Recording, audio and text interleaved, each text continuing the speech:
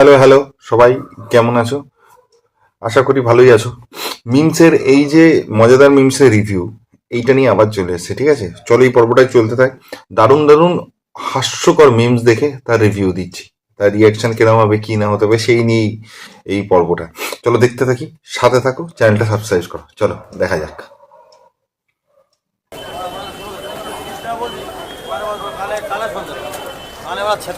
আপনার একটু ভিডিও করা যাবে? না না না না, করা যাবে না। ঠিকই করেছে। ব্যবসা করবে না ওখানে ভিডিও করতে দেবে? ব্যবসা করবে না ভিডিও করতে দেবে? ওরকম অনেক ব্যবসায়ী আছে যারা এরকম পরোটা বেচছে, আরো অনেকই বেচছে। ওই লোকটা ভালো, মুখে কিছু কথা বেশি বলতে হয় না, তাই হয়তো করে দিচ্ছে। কিন্তু এরকম অনেক আছে যারা ব্যবসাটাই করতে চায়, শুধু গিয়ে মাগনায় মারবা আর চলে যা আমি তোমায়, তারপরেই আবার অনেকে এরকম আছে, আমি কিন্তু তোমায় হিট করিয়েছি, ঠিক আছে, আমার জন্যই তুমি হিট করেছো, ঠিক আছে, ওকে আগে কে চিনতো?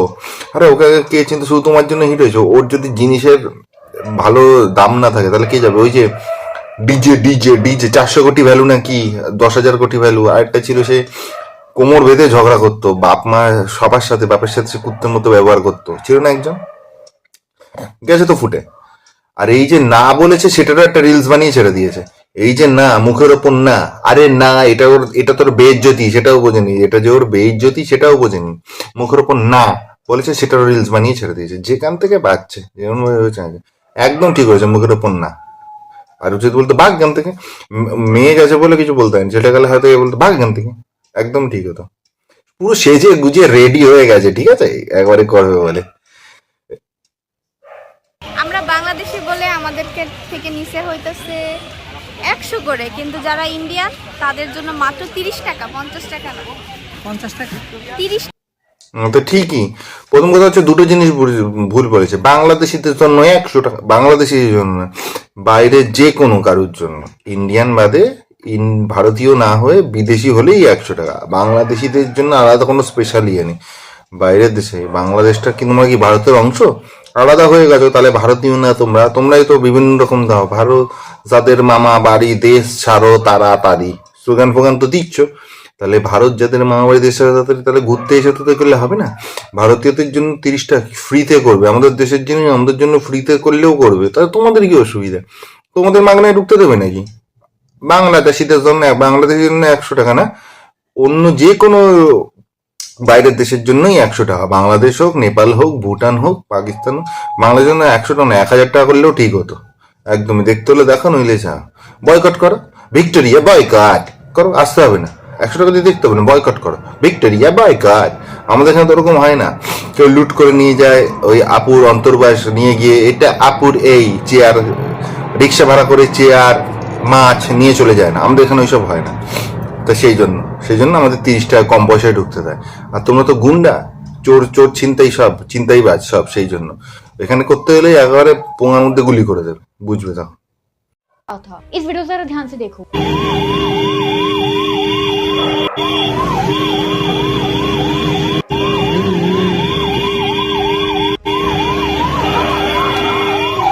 একেবারে অসুখ।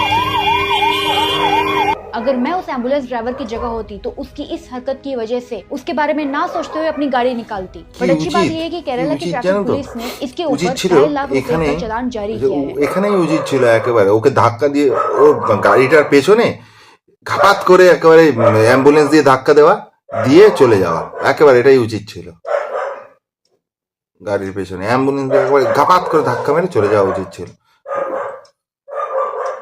সে যত টাকায় ফাইন হোক হতো, যত টাকা ফাইন হোক হতো, ও পরে না হয় বুঝিয়ে দেওয়া যেত। কিরকম হারামি, অ্যাম্বুলেন্স দিয়ে আরাম আছে, ও আগে আগে যাবে, কেন জানে? ও জানে যে অ্যাম্বুলেন্সের জন্য সবাই গাড়ি ছাড়বে। ওর স্কিমবাজ কি, অ্যাম্বুলেন্সের জন্য সবাই গাড়ি ছাড়বে, ও জানে সেটা। স্কিমবাজ এমনই স্কিমবাজ, ও তাই ওর আগে আগে যেতে চাইছে, একেবারে সেই লেভেলের ঢ্যান না এরা।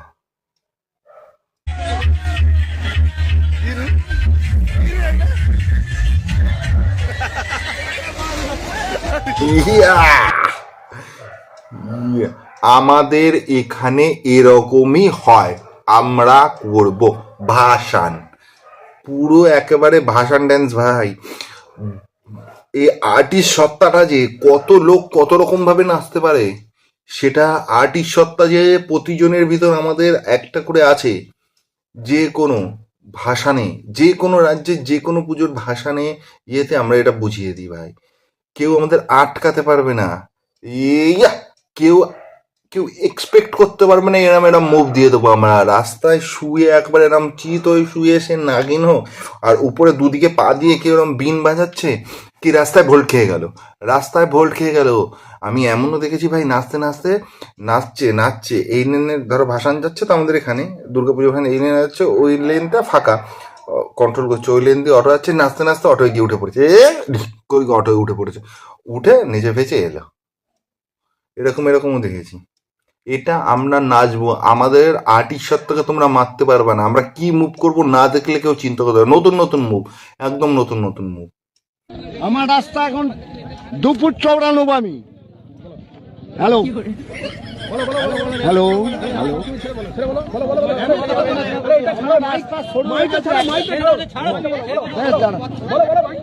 আমার রাস্তা সরু হয়ে গেছে, একটা বাস গেলে একটা সাইকেল যাচ্ছে না, তাহলে আমি কিভাবে যাব?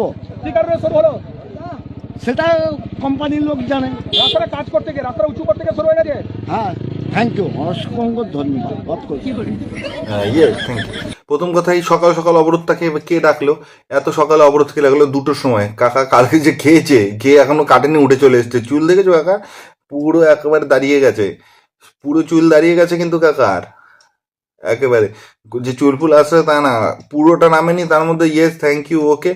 আমার রাস্তাটা 2 ফুট আরো বাড়বে, আরো রাস্তা 2 ফুট বাড়বে। একটা বাস গেলে একটা সাইকেল যাওয়ার রাস্তা থাকে না, ঠিক আছে? বাড়ির পাশ থেকে রাস্তায় বাস যাবে, এই দেখো বাড়ির পাশে একেবারে রাস্তা, এই রাস্তা থেকে বাস যাবে, তার ভিতরে সাইকেল যাবে। আমি অবরোধ করেছি, এত সকাল সকাল অবরোধটা ডেকেছে কে? দুপুরবেলা ডাকলে কি অসুবিধা হতো? রাতেরটা সকালে কেটে যেত, 10-12 করে চান ফান করে নর্মাল হয়ে আসতো। রাস্তা উঁচু করে শেষ করে thank you okay okay very good okay. এত তাড়াতাড়ি ডেকেছো কেন আমাকে? একটু পরে ডাকতে পারলে না? তাহলে তো সবটা ঠিক হতো। আর আগের দিন বাংলা খেয়ে চলে একটু এরম হয়, ওর বলতে নেই।